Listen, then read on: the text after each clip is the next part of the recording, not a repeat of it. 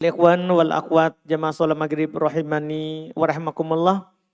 Alhamdulillah pada malam hari ini kita di majelis ke-51 di dalam pembahasan kitab Bulughul Maram min Adillatil Ahkam karya Al-Imam Al-Hafidh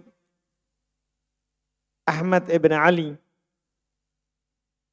ibn Hajar Al-Asqalani Asy-Syafi'i rahimahullahu ta'ala. Kita di malam hari ini tentunya masih di pembahasan bab syarat solat dan memasuki hadis 217. Qala al-mu'allif rahimahullah wa an Abi Marsad al-Ghanawi radhiyallahu anhu qala Sami'tu Rasulullah sallallahu alaihi wa ala alihi wasallam yaqul la tusallu ilal kubur wa la tajlisu 'alaiha.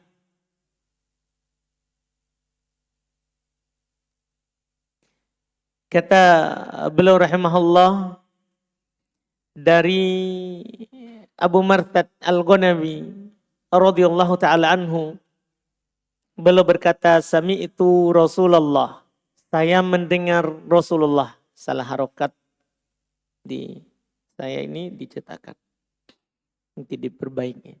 Sami'tu Rasulullah sallallahu alaihi wasallam yaqul, saya mendengar Rasulullah sallallahu alaihi wasallam bersabda, la tusallu ilal kubur wa la tajlisu 'alaiha. Rawahu Muslim. Kata beliau dari Abu Marsad al-Ghanawi radhiyallahu taala anhu, beliau berkata, saya mendengar Rasulullah SAW bersabda, jangan kalian sholat menghadap ke kuburan, menghadap kuburan, dan jangan kalian duduk di atasnya. Riwayat Muslim. Kata beliau, rawahu Muslim. Sumber hadits ini diriwayatkan oleh Imam Muslim nomor 972. Iya. Bagi teman-teman yang baru hadir tentunya perlu diketahui bahwa Al-Hafidh Ibn Hajar tidak menyebutkan nomor hadits. Cuman belum menyebutkan riwayat siapa, sehingga kita lengkapi dengan menyebutkan nomornya. Jadi ini hadits riwayat Imam Muslim di nomor 972 di dalam Sahih Muslim. Derajat hadits tentunya sahih. Biografi Abu Marsad, karena baru malam hari ini ya dari 200 sudah lebih hadits, beliau baru lewat di hadits ke 217 di malam hari ini. Sehingga kita perlu kenal siapa namanya. Karena dikenal dengan penyebutan Abu Marsad al-Ghanawi. Biografi singkat beliau, dan ini yang kami tambahkan di kitab Bulughul Maram ini. Nama beliau adalah Kinaz ibn Husain Abu Marsad al-Ghanawi. Jadi namanya Kinaz ibn al-Husain. Dikenal dengan Abu Marsad al-Ghanawi. Beliau adalah sahabatnya Hamzah ibn Abdul Muttalib. Teman baiknya. Ya. Teman baiknya Hamzah. Asadullah. Wa asadu Rasulillah. Singanya Allah. Singanya Rasulullah. Ini termasuk temannya. Abu Marsad. Belum masuk Islam dan berhijrah ke Madinah bersama anaknya. Bersama anaknya Marsad. Kan belum berkunyah dengan nama anaknya. Belum punya anak Marsad. Iya, Ibn Kinaz, Ibn Husain al-Ghanawi. Makanya belum dipanggil dengan Abu Marsad. Ini ayah dan anak masuk Islam. Dan tiba di Madinah, kota Nabi Sallallahu Alaihi Wasallam Nabi mempersaudarakannya dengan Ubadah bin Samit. Iya. Karena beliau adalah orang-orang awal hijrah ke Madinah. Dan Ubadah bin Samit kita tahu bersama, beliau adalah termasuk yang awal-awal masuk Islam di kalangan penduduk Madinah. Dengan kisah yang tentunya kita maklumi mungkin bahwa di tahun ke-11 kenabian, bukan tahun 11 Hijriah. Belum ada tanggal Hijriah. Di tahun ke-11 Hijriah, datanglah 6 orang pemuda penduduk Madinah. 4 orang dari suku Khazraj, 2 dari suku Aus. Iya. Datang pergi haji bersama kaum musyrikin. Karena mereka juga berhaji di atas agama Nabi Ibrahim. Nabi berdakwah kepada mereka, anak-anak muda itu, membacakan kepada mereka ayat-ayat Quran dan mereka masuk Islam. Mereka masuk Islam. Setelah itu mereka pulang ke Madinah. Mereka pulang ke Madinah. 6 orang tadi. Mereka mendakwakan Islam secara rahasia. Akhirnya di tahun ke-12 berhajilah 12 orang yang sudah masuk Islam.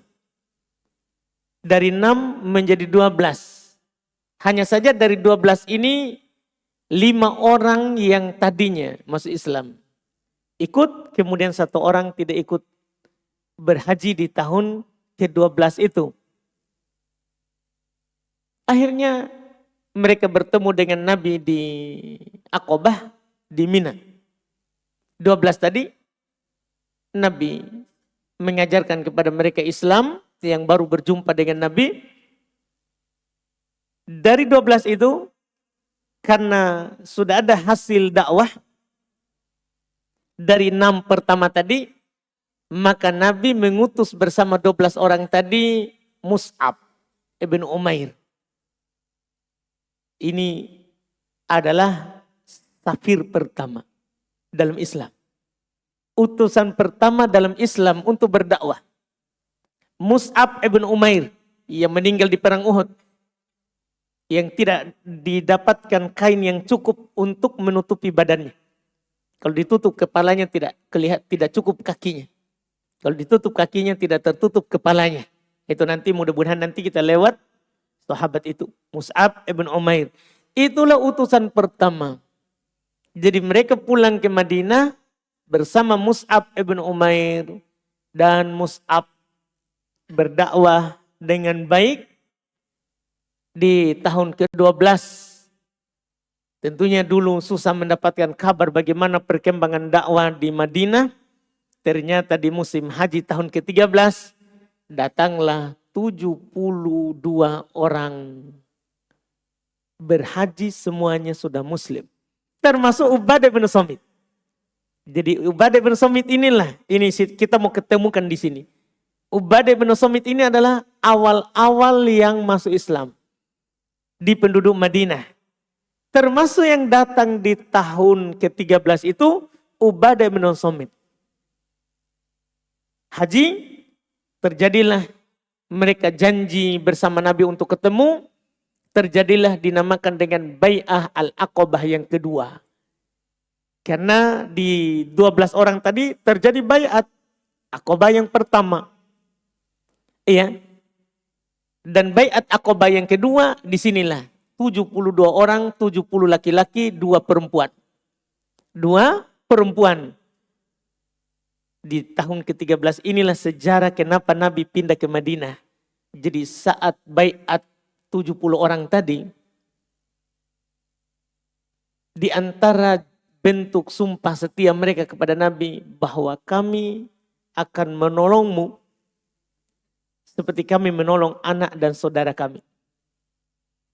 Di tahun ke-12 ini, di tahun ke-13 ini terjadi itu, dan para sahabat sudah banyak hijrah ke Madinah.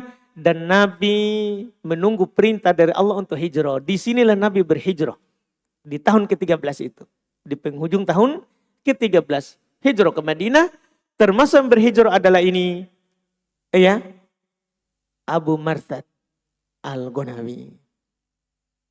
Termasuk yang berhijrah. Dan Nabi mempersaudarakannya dengan Ubadah bin Samit.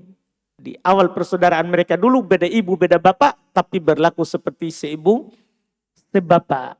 Dipersaudarakan oleh Nabi di atas Islam. Inilah termasuk yang bersaudara. Yang dipersaudarakan oleh Nabi. Jadi beliau Abu Marthad Al-Ghunawi ini, Kinaz ibn Husain, dipersaudarakan oleh Nabi dengan Ubadah ibn Samit. Ya. Dan Abu Marthad ini telah ikut seluruh peperangan bersama Rasulullah. Karena tidak ada perang di Makkah. Ketika hijrah, ya, apalagi setelah perang Badar kecil, Badar pertama, situlah mulai. Dan Abu Marthad ini termasuk orang yang ikut di seluruh peperangan bersama Rasulullah Sallallahu alaihi wasallam. Tapi beliau tidak wafat di perang. Iya, banyak sahabat yang seperti itu radhiyallahu taala anhum. Beliau wafat pada tahun 12 Hijriah di Madinah, yaitu 2 tahun setelah Nabi meninggal. Beliau wafat 12 Hijriah di Madinah, yaitu 2 tahun. Karena Nabi wafat di ujung tahun 10. Ujung tahun 10. Iya, setelah pulang dari haji. Jadi beliau wafat 2 tahun berikutnya. 2 tahun berikutnya. Radhiyallahu ta'ala an. Ini Abu Marthad Al-Ghunawi. Fikih hadits, sebenarnya hadits sangat jelas masalah fikihnya. Cuman kita di Bulughul Maram ini gabungkan antara biografi singkat dari rawi ini, jadi kita berusaha singkat ya.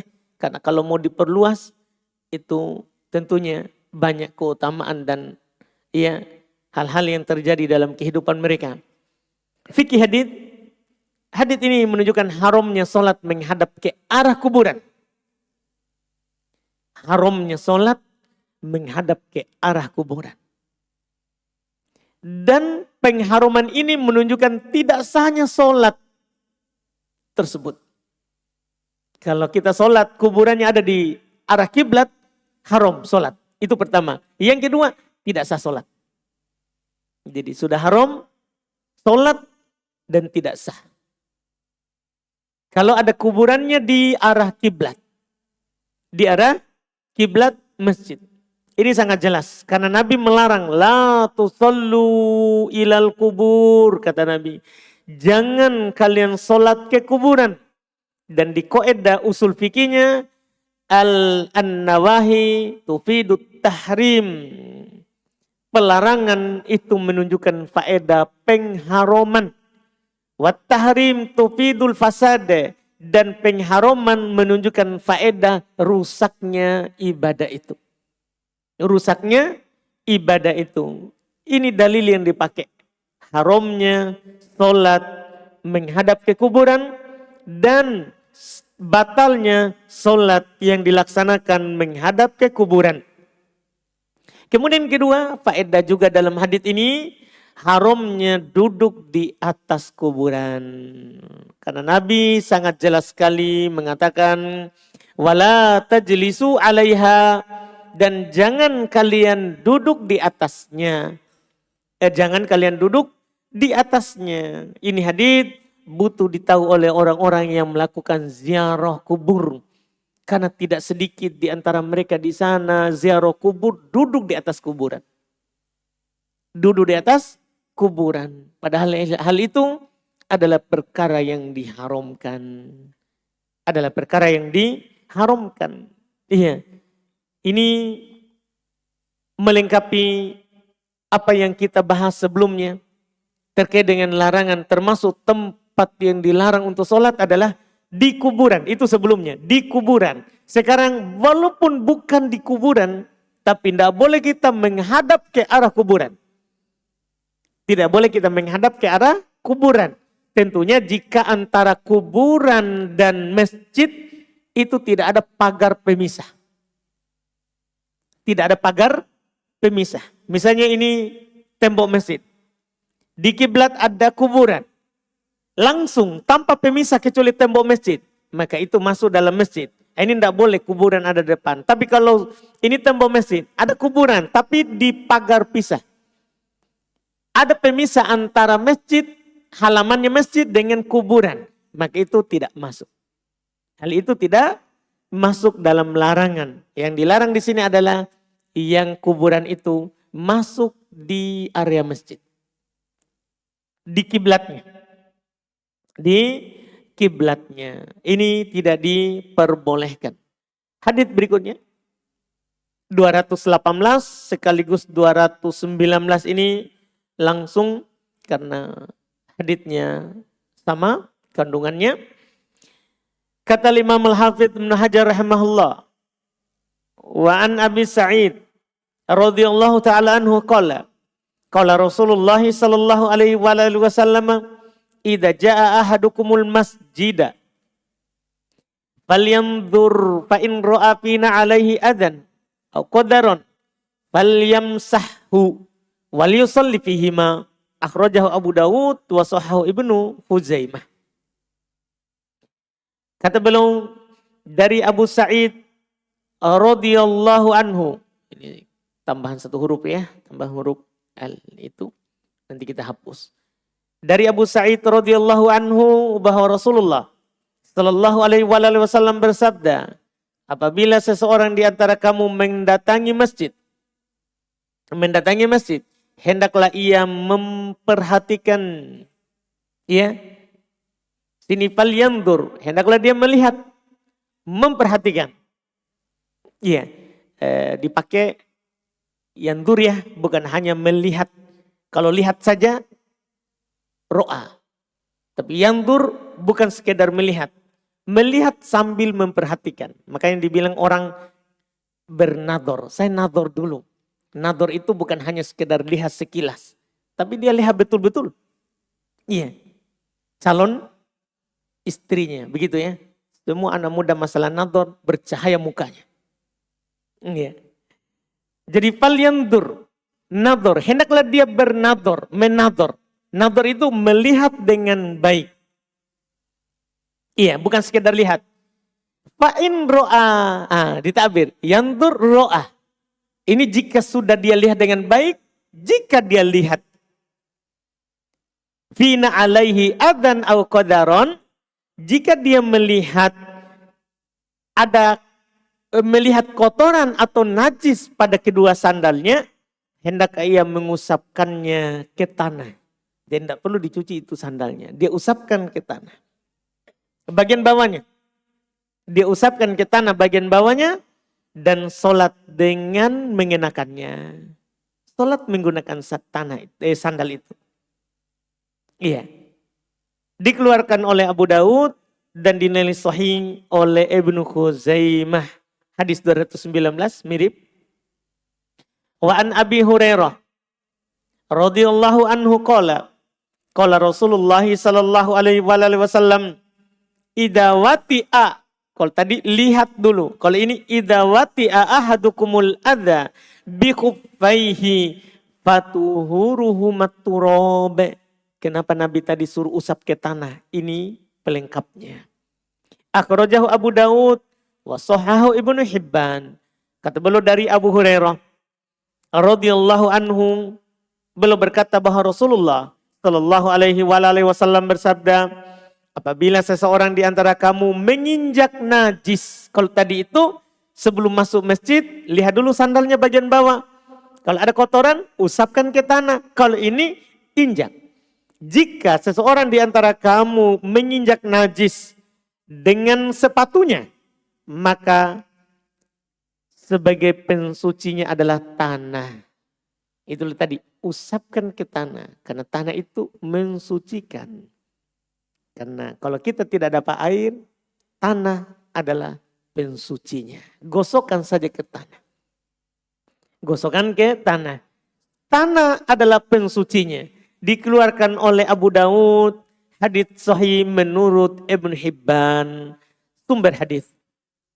Hadits Abu Sa'id. Diriwayatkan oleh Imam Abu Daud. Nomor 646. Dan hadits Abu Hurairah. Diriwayatkan oleh Imam Abu Daud juga. Nomor 381. Derajat hadits. Hadits Abu Sa'id sahih. Dan hadits Abu Hurairah dhaif. Jadi beda hukumnya. Hadits Abu Sa'id itu sahih. Sementara hadits Abu Hurairah dhaif. Kenapa? Karena terdapat keterputusan dalam sanadnya. Namun bisa didukung oleh riwayat sebelumnya. Ini dikenal dengan istilah, ini haditsnya dhaif tapi bisa naik ke derajat hasan li ghairi. Dia hasan karena pendukung sebelumnya. Dia hasan karena pendukung sebelumnya. Ya, makanya hadits hasan adalah hadits yang sahih. Hadits hasan adalah hadits yang sahih. Jadi tidak berbahaya. Ya, hadits yang kedua. Boleh kita pakai berdalil karena ada hadits sahih yang mendukungnya. Ada hadits sahih yang mendukungnya. Fikih hadits, rawinya tidak perlu di biografinya ya, karena ini sering lewat. Kalau Abu Sa'id Al-Khudri dan Abu Hurairah sudah pernah lewat bersama kita. Fikih hadits.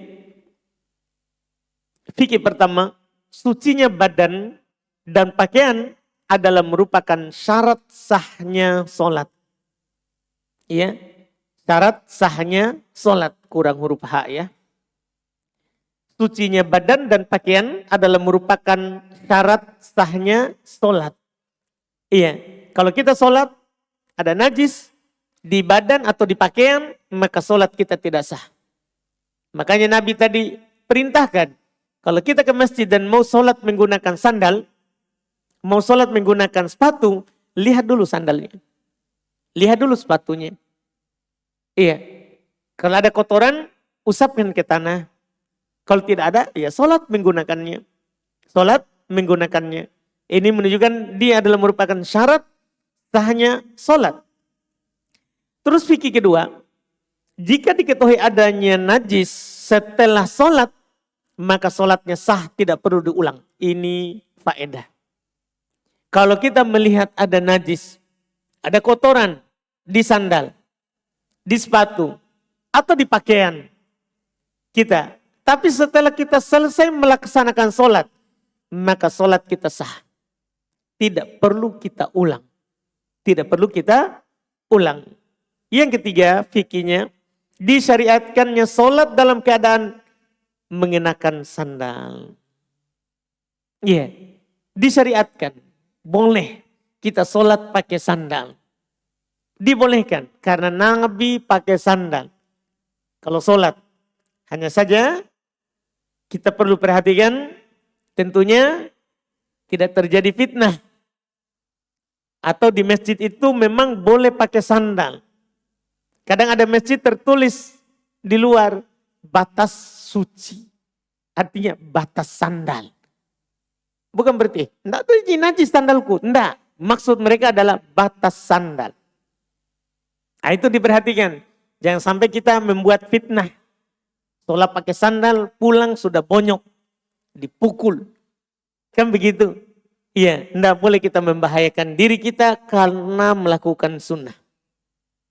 Iya, kalau mau melakukan sunnah misalnya di masjid tidak diizinkan pakai sandal, sholat sunnah di rumah pakai sandal. Kan enggak harus mempraktekkan sunnah itu di masjid. Iya, enggak harus di masjid. Boleh kita sholat di rumah, sholat sunnah, pakai sepatu, pakai sandal. Urusan tak itu rumah-rumah tak. Iya, walaupun kabarkan juga istri tak. Nanti istri tak ngomel-ngomel, apa ini sajadah bersih-bersih begini pakai sandal. Iya, itu semuanya bisa dipraktekkan, harus di masjid.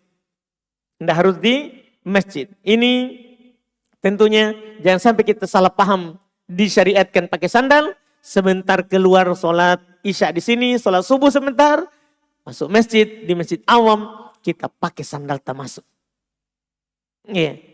Ribut-ribut, viral besok, kenapa tuh pakai sandal? Ustaz Ubaid bilang boleh. Nah, itu jangan salah praktek. Iya, kadang meninggalkan sunnah itu sunnah jika itu membuat fitnah.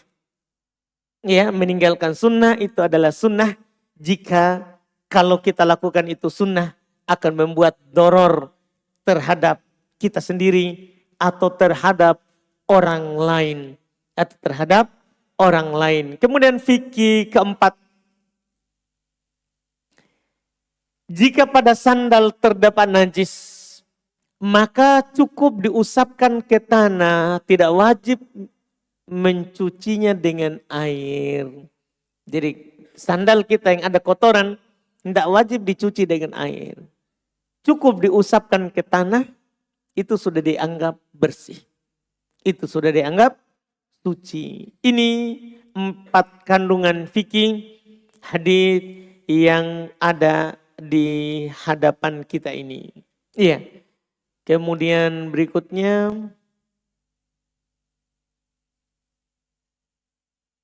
cukup waktu ini.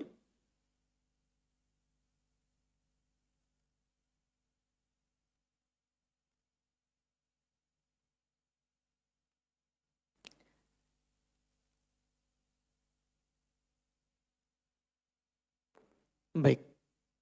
Kita ambil berikutnya saja ini. Alhamdulillah.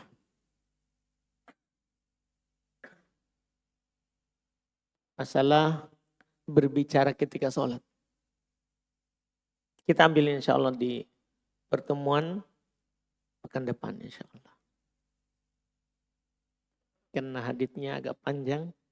Karena 2 hadits. Kita harus ambil 2 hadits. Insya Allah kita akhirkan tidak apa-apa. Alhamdulillah kita telah mengambil beberapa hadits di pertemuan malam ini. Alhamdulillah. Kita lihat pertanyaan sampai waktu adzan isya masuk.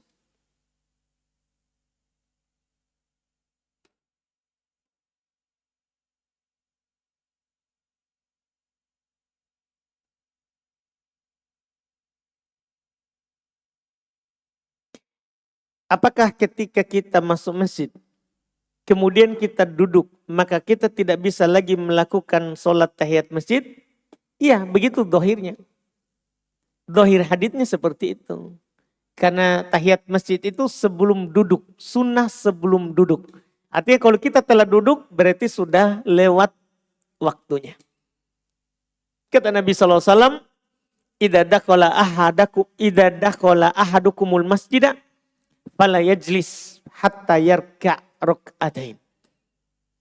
Apabila salah seorang dari kalian masuk masjid, maka jangan dia duduk sampai dia sholat 2 rakaat. Jadi jangan duduk. Berarti dipahami dari situ, kalau sudah duduk maka sudah lewat sunnah tahiyat masjid. Barakallahu fikum.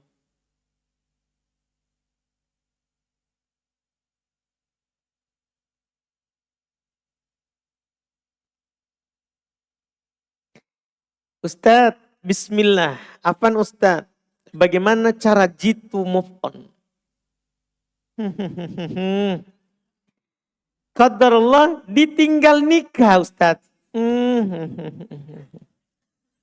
Masya Allah. Pertama, kalau kita ditinggal nikah, berarti itu bukan jodoh tak? Karena jodohnya kita tidak dimakan oleh burung, apalagi teman sendiri. Jadi kalau teman ambil, teman sendiri saja, kita sama-sama pergi, dia antar kita pergi urus orang, pergi nador, ternyata dia yang jadi. Takdir. Takdir. Iya. Kita tentunya belajar yang namanya takdir. Belajar yang namanya takdir. Kata Nabi SAW, rufi'atil qalam, pena untuk menulis ketentuan sudah diangkat. Iya, sudah diangkat. Artinya takdir itu sudah tidak ada lagi. yang berubah. Kalau ada dalam kasus kita ini, kita sudah suka dan ingin menikahi seorang perempuan, ternyata kita ditinggal. Demikian pula akhwat. Ada seorang kita ingin sekali dilamar oleh dia, ternyata dia menikah dengan orang lain. Maka ketahuilah itu telah ditentukan sebelum kita lahir. Bahkan sebelum diciptakan ini langit dan bumi. Sudah ditentukan. Sudah ditentukan. Iya. Dan tidak bisa kita ubah. Karena Masya Allahu kan wa ma lam yasha' lam yakun. Apa yang Allah kehendaki itu yang terjadi. Apa yang Allah tidak kehendaki tidak mungkin terjadi. Tidak mungkin terjadi. Iya, jadi cara paling pas adalah kita belajar tentang takdir. Iya, utamanya di 4 rukun takdir yang biasa saya sebutkan. Kita yakini semua telah ditulis. Kita yakini semua telah dikehendaki oleh Allah. Kita yakini semuanya adalah telah dicipta oleh Allah. Kita yakini semua bahwa hal itu telah diketahui oleh Allah. Dan itu yang terbaik. Karena apa yang Allah tetapkan untuk kita, itu yang terbaik. Karena Allah yang tahu kita, luar dan dalamnya. Kita tahu tentang diri kita, tapi itu hanya sedikit. Iya, kadang yang kita mau, kita inginkan, kita anggap itu baik, tapi Allah tahu kalau itu terjadi tidak baik untuk kita. Di kehidupan yang segera dunia, demikian pula di akhirat. Jadi apa yang Allah tetapkan itu yang terbaik. Kalau itu dia tadi yang meninggalkan kita tadi, seandainya dia jadi istri kita kalau berandai, karena boleh berandai terhadap hal yang telah lewat. Kalau yang akan datang tidak boleh berandai. Seandainya saja jadi istri kita itu tadi, itu perempuan. Ya, maka itu Allah sudah tahu tidak cocok untuk kita. Karena Allah tahu. Lihat kisah Khidir yang membunuh anak yang di tepi pantai. Nabi Musa mengingkarinya. Setelah itu Khidir mengabarkan bahwa ini anak kalau hidup nanti akan menyusahkan orang tuanya. Jadi Allah tahu sebelum dia besar. Allah tahu sebelum dia besar. Nah, inilah dalam kasus kita ini. Allah sudah tahu kalau dia jadi istri kita, tidak cocok di masa yang akan datang. Makanya diambil oleh orang. Karena orang itulah yang cocok untuknya. Kita tidak cocok. Yakin saja takdir Allah itu selalu baik. Wallahu alam, itu di antaranya. Kita adzan dulu.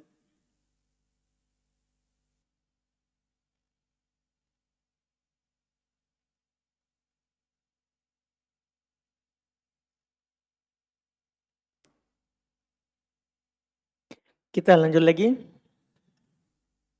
Semoga tidak ada lagi curhat ya.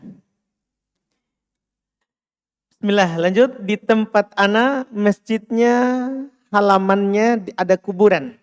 Kemudian hanya itu saja masjid yang terdekat dari rumah ana. Apakah ana boleh sholat di masjid tersebut? Kuburan di halaman samping. Kalau di halaman samping sah. Sholat di situ sah. Walaupun kalau kita cari masjid lain lebih bagus kalau ada. Cuman sholat di masjid yang ada kuburannya di samping atau di belakang sah. Karena hadits tadi ke kuburan yang di depan. Yang di depan. Wallahu alam.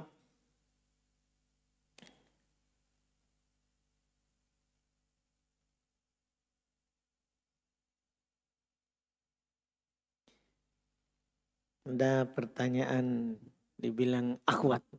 Selama ini selalu akhwat ya. Kita ikhwat dulu sedikit. Banyak penderitaan di ikhwah ini. Jika seorang membuka usaha warung makan. Kemudian dia menyediakan tempat duduk untuk makan. Kemudian datang 2 pasangan haram. Pacaran. Pertanyaan. Apakah dia terhitung membantu dalam dosa mereka? Dan bagaimana jika mereka berdua sudah selesai makan? Apakah harus kita usir pergi. Masya Allah, keras. Iya. Iya, kita siapkan tempat makan. Iya. Kalau tidak ada syarat tak tulis depan, tidak boleh makan yang pacaran. Kalau memang tidak ada syarat, tidak apa-apa. Layani saja orang makan, itu pelanggan. Masalah mereka pacaran urusannya. Itu urusan mereka. Tidak ada dosa bagi kita. Tidak ada dosa bagi kita. Karena kita mempersiapkan memang tempat umum. Tempat umum. Iya, tapi kalau kita mau tulis di depan, dilarang makan yang bukan mahram. Yang bawa yang bukan mahram. Kalau kita mau tulis, tidak ada masalah, itu pilihan tak. Itu adalah pilihan tak. Tapi ya jangan dibuka di tempat umum, di pesantren saja. Iya, yang sudah tahu hukum. Orang kalau kita begitu buka saja, siapa tahu dengan makan di tempat kita akhirnya orang nanti bisa dapat kebaikan.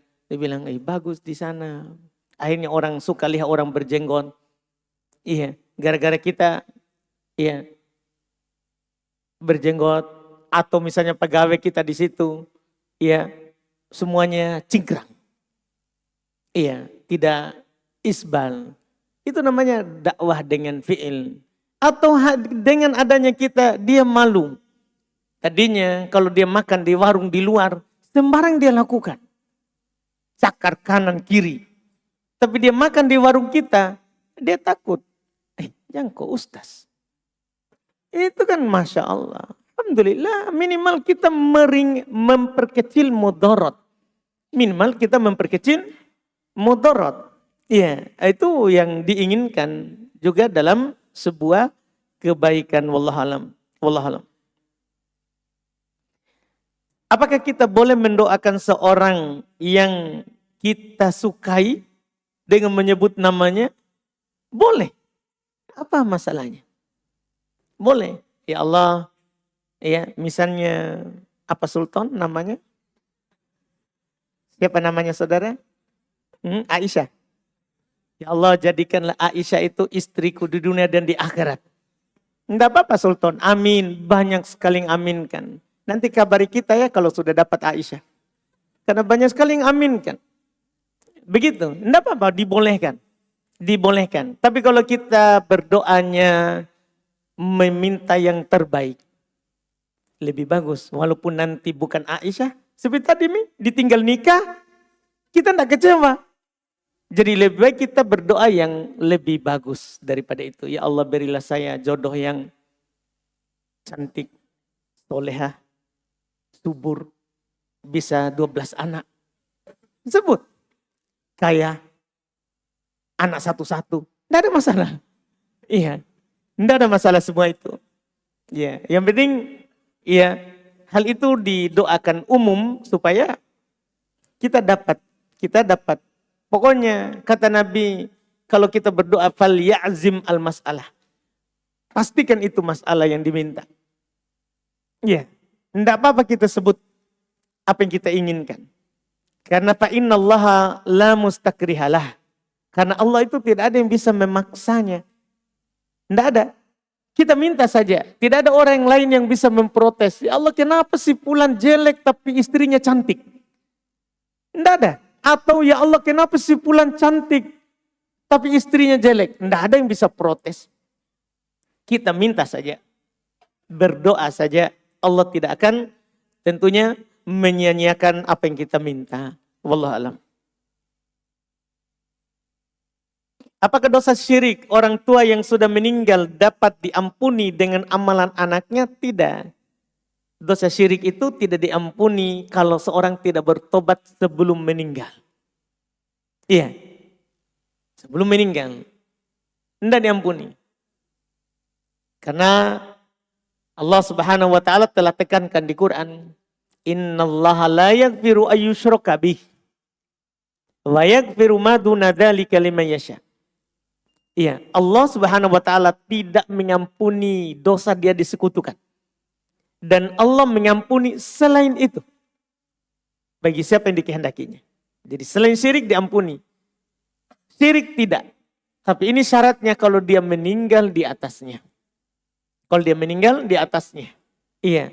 Jadi percuma doanya anak kalau orang tua sudah meninggal. Jika dia meninggal di atas kesyirikan. Wallahu alam.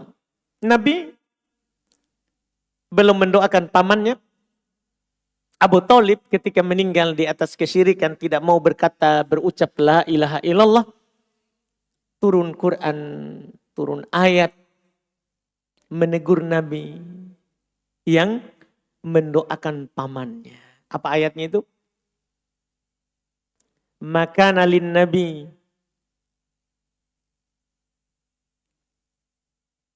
Siapa yang hafal ayat?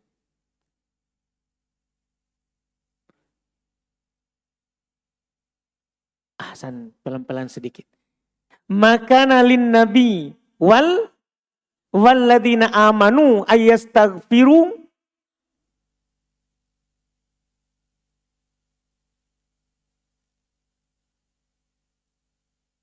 makana lin Nabi walladzina amanu ayastaghfiru lil musyrikin. Tidak pantas bagi Nabi. Tidak pantas bagi Nabi. Jadi ini ayat turun waktu Nabi memintakan ampun untuk Abu Thalib karena jasanya di Islam. Bayangkan 10 tahun berdakwah di Mekah. Yang menahan musyrikin untuk tidak menyiksa Nabi adalah Abu Thalib. Pamannya tadi. Sampai tahun ke-10 meninggal. Nabi bersedih karena dia meninggal di atas kesyirikan. Tidak mau berucap la ilaha illallah. Nabi bersedih dan Nabi berjanji untuk memintakan ampun untuknya. Selama tidak dilarang. Turunlah itu ayat.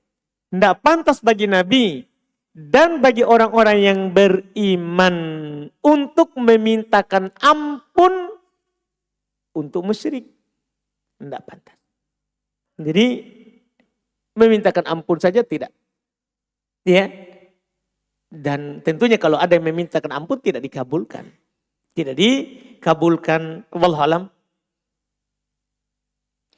Apakah termasuk adab yang baik bagi penuntut ilmu menyimpan atau menaruh kitabnya di lantai? Iya. Kalau tidak ada tempat, tidak masalah. Itu hal yang biasa. Kan lantainya suci. Lantainya suci. Ya, karena tidak semua masjid itu kita punya tempat penyimpanan kitabnya kita. Tidak, itu hal yang berjalan di pesantren. Kita di Yaman karena masjidnya luas, kalau kita simpan nanti kita repot lagi pergi. Kan di sana juga orang rebutan untuk duduk. Kita sholat, kita simpan kitab di antar tempat kita sujud. Antara perut dan lutut dan wajah. Tidak apa-apa, supaya sebentar kita selesai sholat, disitulah tempat duduk. Kita tidak repot lagi pergi ambil kitab. Itu bukan perkara yang tidak adab. Itu sudah beradab, karena juga masjid tidak najis. Masjid tidak najis. Wallahu alam, barakallahu fikum. Apakah batal sholat bagi orang yang tidak menggerakkan lisannya ketika membaca bacaan sholat? Iya. Secara khusus Al-Fatihah dan Takbiratul Ihram. Sepakat para ulama itu dinukil oleh Ibnu Taimiyah rahimahullah. Batal sholat orang yang membaca dalam hati. Batal sholat orang yang membaca dalam hati. Tidak sah. Wallahu alam, barakallahu fikum.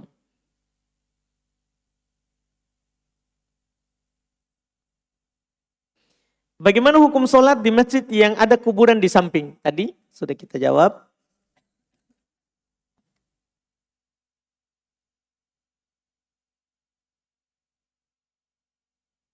Apakah file pembahasan sudah ada dicetak atau boleh kita minta? Belum. Jadi setiap selesai satu kitab, setelah diperiksa baik-baik, baru di-share. Misalnya kemarin kita selesai kitab Toharoh. Diperiksa kembali, karena kadang ada salah cetak, ya atau ada yang masih mau ditambahkan. Selesai semuanya, satu kitab Toharoh baru dibagikan. Baru dibagikan. Sama juga sekarang ini kitab sholat sebenarnya sudah dibuat. Kitab sholatnya lagi dirampungkan. Tapi ada saja kesalahan sehingga kita tidak bagikan. Sehingga kita tidak bagikan. Jadi nanti selesai kitab sholat baru kita bagikan. Jadi per kitab baru dibagikan. Barakallahu fikum. Itu untuk menjaga hal-hal yang salah seperti salah ketik atau yang semisalnya. Iya, itu diperlukan lagi diperiksa terus karena alhamdulillah kadang setiap buku sudah saya baca berkali-kali ada saja salahnya. Saya suruh lagi baca orang lain ada lagi didapat. Hanya Quran yang sempurna tidak ada salahnya. Tapi minimal kita sudah berjuang. Iya, kita sudah berusaha. Setelah itu kalau masih ada salahnya, ya mudah-mudahan dimaafkan. Dengan adanya perjuangan, kesungguh-sungguhan untuk memperbaikinya. Seperti kitab Bulughul Maram ini, kita upayakan memang setiap pembahasan itu ada sumber pengambilannya dibawa. Jadi kita selalu sertakan diambil di mana itu faedah. Supaya nanti juga cocok untuk penuntut ilmu yang mau lebih luas. Di mana diambil itu masalah. Jadi itu membuat kita kadang masih ada yang mau ditambah. Di buku mana diambil. Jadi itu sekali lagi kita tidak tergesa-gesa untuk menyebarkannya langsung. Kecuali setelah diperiksa.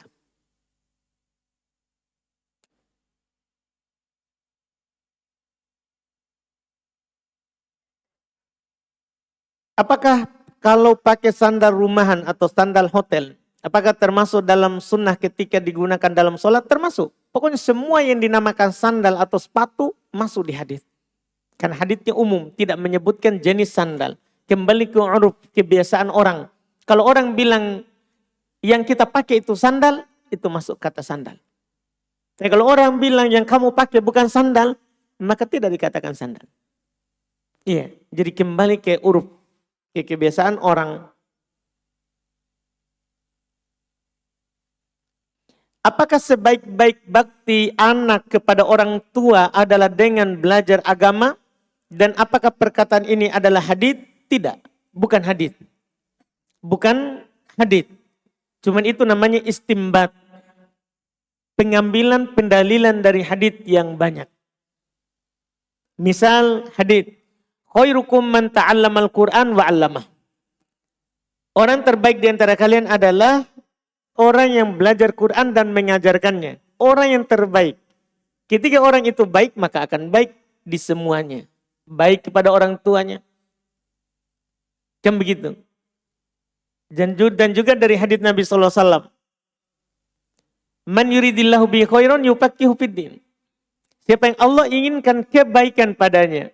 Semakna dengan itu. Allah akan pahamkan dia dalam agama.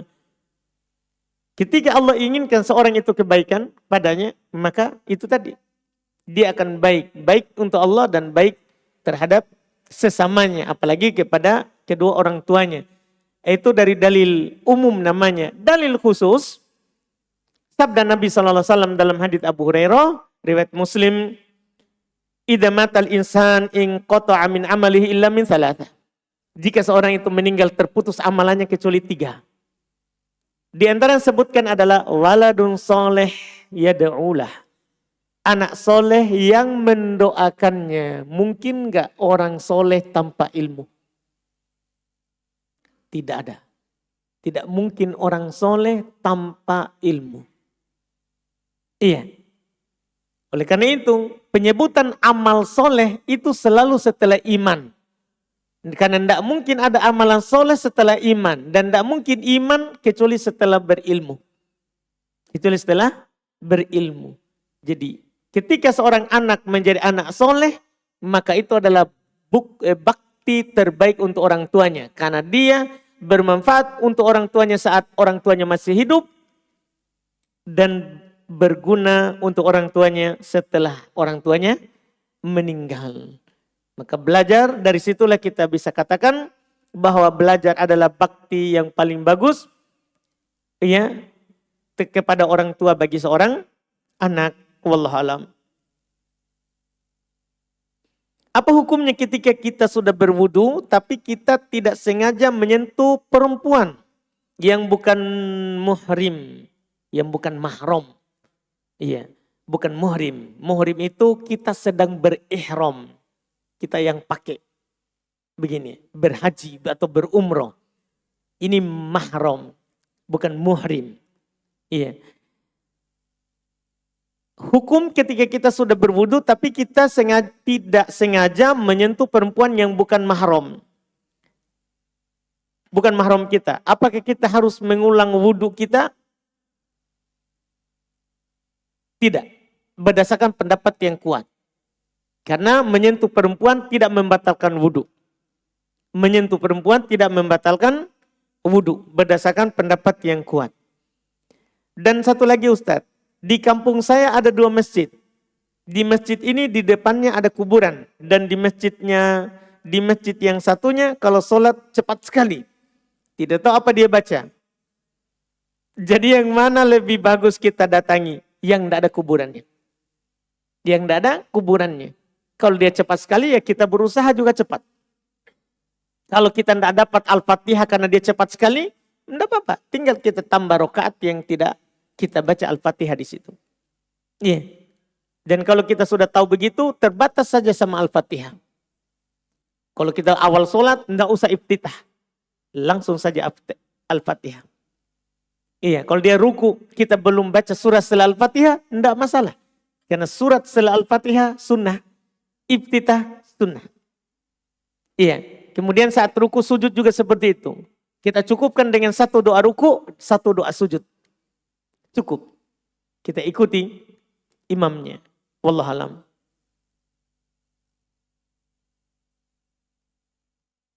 Apakah ketika kita mimpi basah dan tidak mengganti celana kita, hanya melepas celana dalam ketika hanya melepas celana dalam kita, bolehkah? Jadi kita mimpi basah, hanya mengganti celana dalam, hanya melepas celana dalam. Bolehkah? Boleh. Boleh. Tidak ada masalah. Karena mani tidak najis. Mani itu tidak najis. Iya. Nabi sholat dan ada mani yang kering di bajunya. Maka Aisyah mengkeriknya. Nabi sholat menggunakannya. Karena mani tidak najis. Yang najis itu adalah madi. Iya, cairan licin yang keluar saat seorang itu syahwatnya naik. Adapun mani yang keluar dengan penuh semangat, setelahnya kita akan lemas. Itu ciri-ciri mani anak muda ya, Sultan, begitu. Iya. Jadi kalau kita keluar, dia keluar dan kita lemas, itulah dibilang mani. Itulah dikatakan mani dan mani tidak najis. Mani tidak najis. Apa hukum sholat di belakang imam yang tidak pakai sutroh? Sah. Sah sholat. Iya, tidak masalah.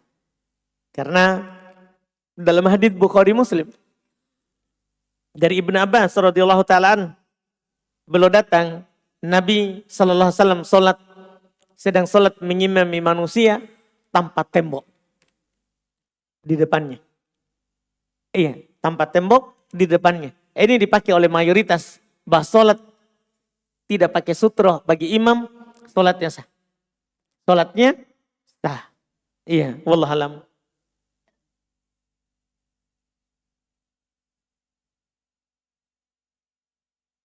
Apa hukum seorang pergi menuntut ilmu tanpa keridhaan dari ibunya?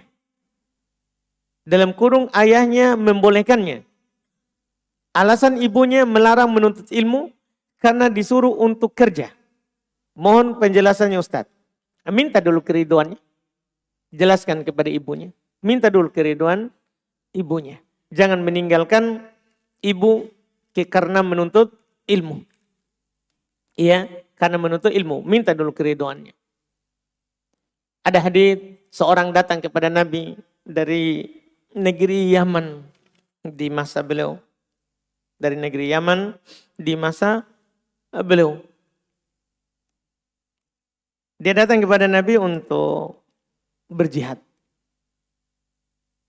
Tapi Nabi bertanya kepadanya, siapa yang kamu tinggalkan?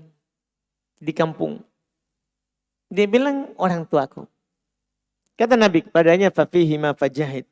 Pada kedua orang tua mula kamu berjihad. Di sebagian lafaz dia meninggalkan ibunya dalam keadaan menangis. Maka Nabi katakan, kembalilah, buatlah orang tuamu tertawa. Buatlah orang tuamu tertawa. Ini tentunya yang menjadi dasar bahwa kita minta izin dulu kepada orang tua kita, ya, terkait dengan perjalanan menuntut ilmunya kita, wallahualam.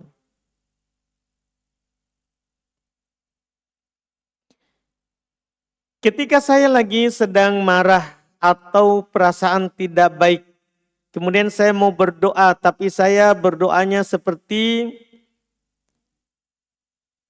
ikhlas atau tidak serius. Apakah percuma saya berdoa? Ya itu berdoa saja. Mau kita ikhlas atau tidak ikhlas, atau serius atau tidak serius, berdoa saja. Iya. Kita tidak tahu mana doa kita yang dikabulkan.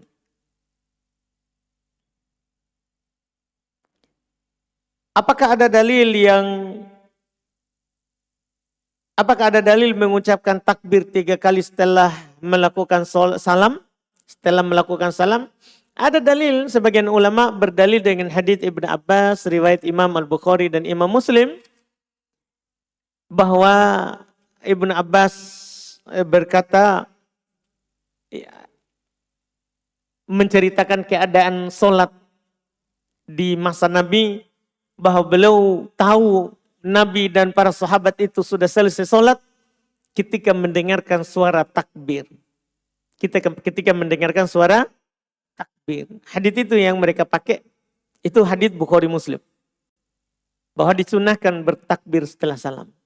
Walaupun di sana ada pendapat lain. Maksudnya sini bukan takbir langsung setelah salam. Maksudnya takbir saat zikir. Karena disunahkan untuk menjaharkan sebagian zikir. Sebagian zikir. Disunahkan untuk menjaharkannya. Jadi ada juga yang mengkompromikan begitu, ada juga yang memahami langsung dohirnya. Setelah salam, Allahu Akbar, Allahu Akbar, Allahu Akbar, baru istighfar.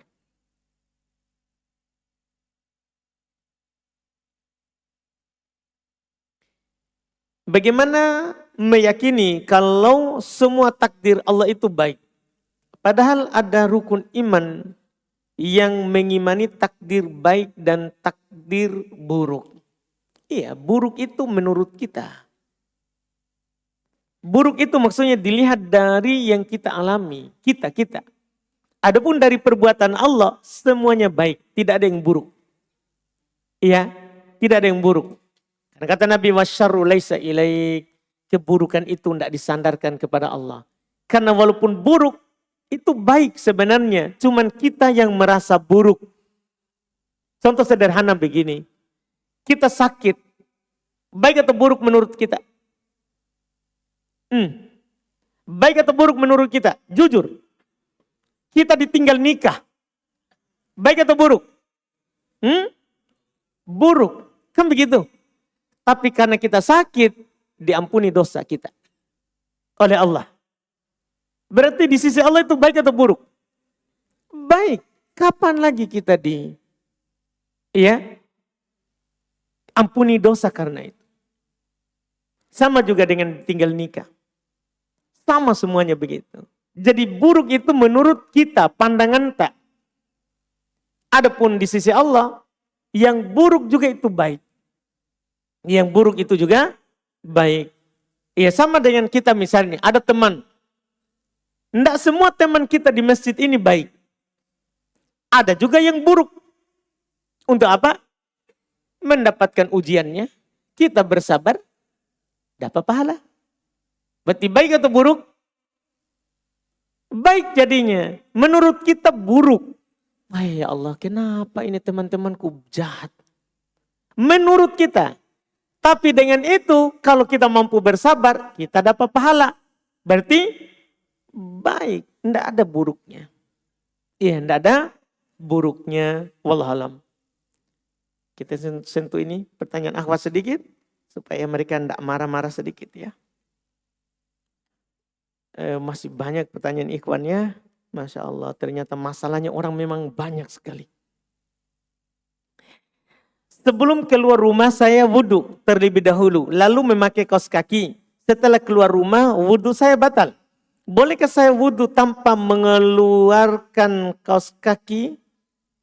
Tanpa mengeluarkan kaos kaki. Dan hanya mengusap kaos kaki. Apakah wudhu saya sah? Boleh dan sah. Dengan syarat kita mau sholat pakai kaos kaki itu. Karena ketika kita wudhu mengusap di atas sepatu, kalau kita buka sepatunya batal wudhunya. Demikian pula ketika kita berwudhu, kemudian kita mengusap di atas kaos kaki, di atasnya. Kemudian kita mau sholat dan kita buka kaos kakinya, lepas, batal wudhunya. Makanya saya bilang, kalau kita sudah wudhu di rumah, kemudian kita pakai kaos kaki, kita masuk di Masjid Jannatul Firdaus, tadi maghrib, sholat maghrib, sekarang batal wudhu, kita pergi wudhu, ya, kita pergi wudhu, kita tidak perlu mencuci kaki. Boleh kita mengusap di atas kaos kaki. Bahkan untuk akhwat yang pakai jilbab, tidak perlu bahkan dia membuka jilbabnya. Boleh dia usap di atas jilbab. Boleh. Jadi boleh itu mengusap di atas kaos kaki dan boleh mengusap di atas jilbab. Boleh dilakukan hal tersebut. Barakallahu fikum. Wudunya sah.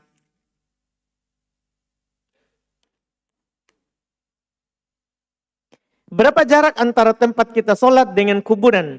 Sehingga dikatakan sholat kita sah. Bukan jarak yang dilihat, tapi pembatas. Antara kuburan dan masjid itu apa? Kalau antara kuburan dengan masjid dibatasi oleh jalan, maka sudah terpisah namanya. Sholatnya sah. Yang penting dipisahkan oleh jalan. Atau dipisahkan oleh pagar. Maka kita tidak dianggap sholat menghadap ke kuburan. Karena kuburan sudah keluar dari masjid. Kuburan sudah keluar dari masjid. Jadi bukan meteran ukurannya. Tapi dia pisah dari masjid atau masuk dalam masjid. Itu wallahu alam. Bagaimana cara melengkapi rakaat sholat jika kita terlambat 3 rakaat dari 4 rakaat? Misal, di rakaat Isya tinggal 3 rakaat. Berarti kita dapat 1 rakaat. Kita berdiri setelah salam. Rakaat kedua itu hitungannya. Maka kita tasyahud di rakaat kedua yang kita tambah sekarang. Setelah itu kita berdiri lagi, lanjut 2 rakaat. Jadi jangan sampai kita tidak tasyahud di rakaat kedua. Karena setiap orang yang masbuk, yang dia dapat itu terhitung yang pertama. Itu kaidahnya. Setiap orang masbuk, yang dia dapat sekarang, dia masuk takbir. Itulah yang pertama baginya. Itu rakaat awal. Sehingga nanti kalau dia dapat rakaat terakhir, maka rakaat kedua yang dia berdiri itu dianggap rakaat kedua baginya. Maka rakaat kedua tasyahud. Tasyahud. Seperti itu. Wallahu a'lam barakallahu fikum.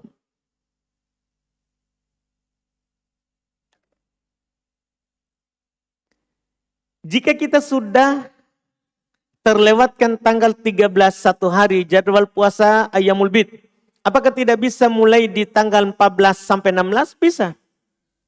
Bisa. Bisa 13, 14, 15. Bisa juga 14, 15, 16. Ayyamul Bid itu saat bulan hampir semalam penuh atau hampir semalam penuh. Itu dibilang Ayyamul Bid. Iya. Itu disebut Ayyamul Bid. Barakallahu fikum.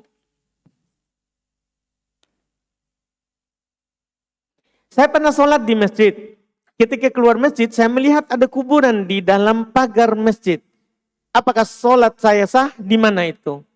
Depan atau di samping? Itu yang diperhatikan dulu. Kalau di depan, batal sholat di situ.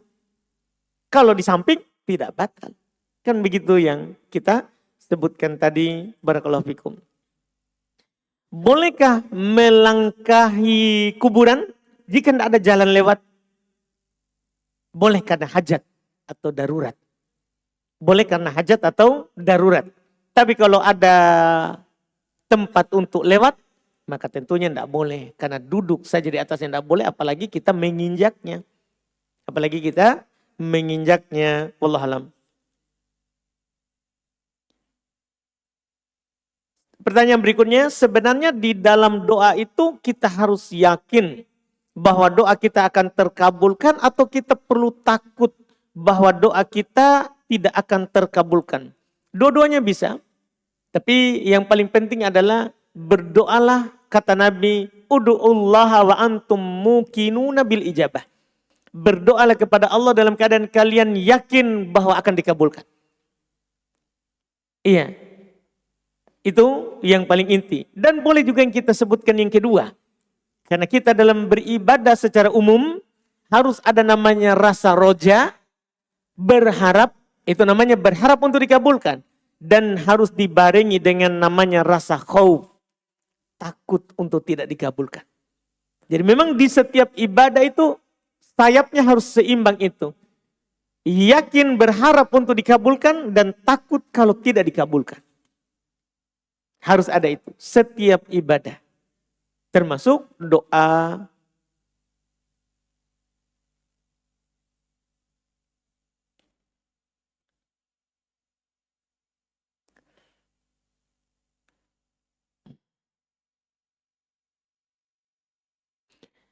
Ustadz tadi mengatakan, kadang meninggalkan sunnah itu sunnah jika menimbulkan fitnah.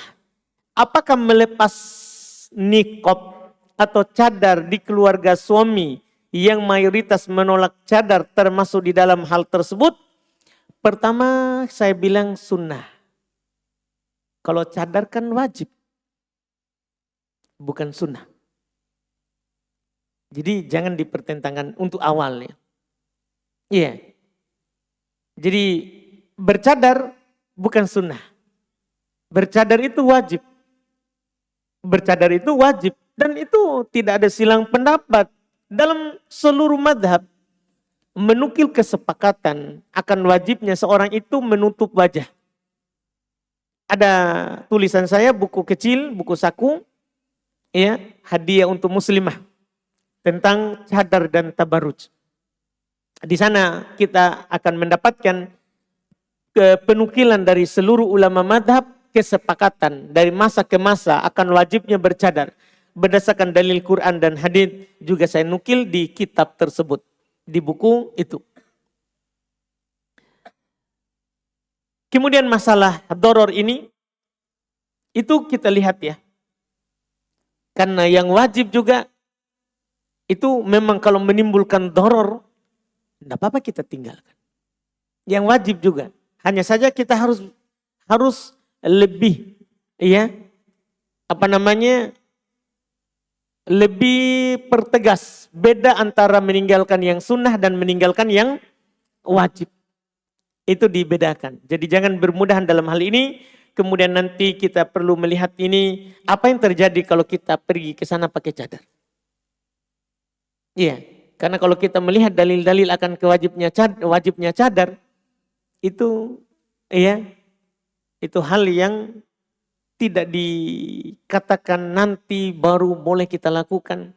Karena dulu awal turun pensyariatan cadar, para perempuan di masa Nabi merobek pakaian lebihnya di bawah untuk menutupkan wajahnya. Untuk menutupkan wajahnya. Itu menunjukkan pakai cadar itu tidak diakhirkan kewajibannya bagi yang mampu melakukannya saat itu. Wallahualam. Jadi lihat kembali tadi apa dorornya kita ke sana pakai cadar.